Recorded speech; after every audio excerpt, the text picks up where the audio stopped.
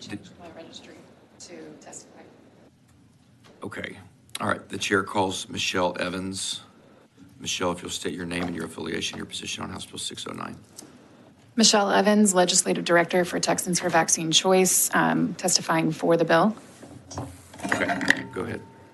I just wanted to address some of the issues that were brought up in this conversation. I'm glad we had the resource witness. I think we're getting caught in the weeds about whether or not there were local mandates or state mandates or federal mandates. Whether or not those existed or whether they played out in the courts as being held up, businesses had a social pressure to mandate with all the unknowns with COVID-19. And so whether or not a government entity was asking them to do so, they were mandating their employers during a lot of unknown periods, or their employees.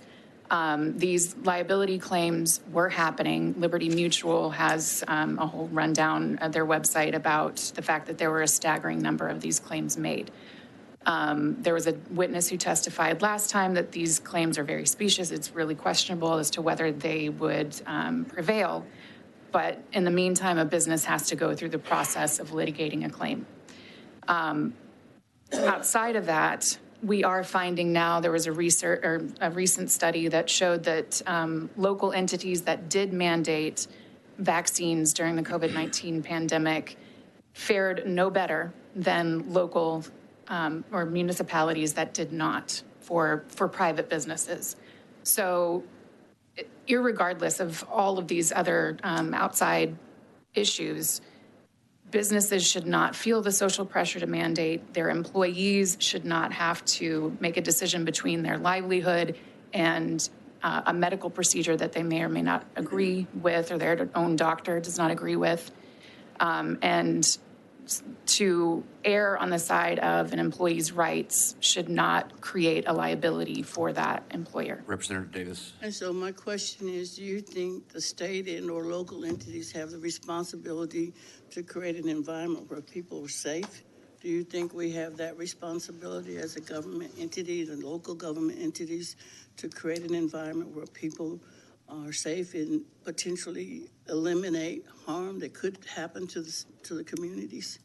I think that there's constantly a tightrope that we have to walk between liberty and security and safety.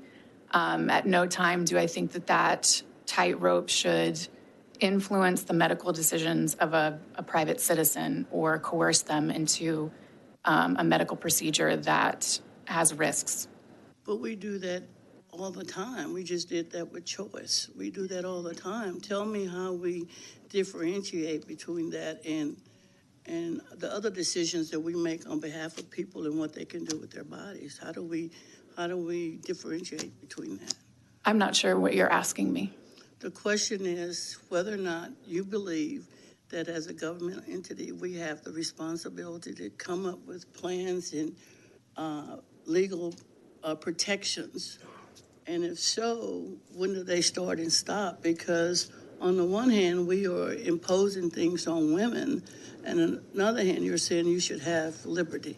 And I don't want to get into that, Mr. Chairman, but it's an important distinguishing factor that we are talking about the same thing.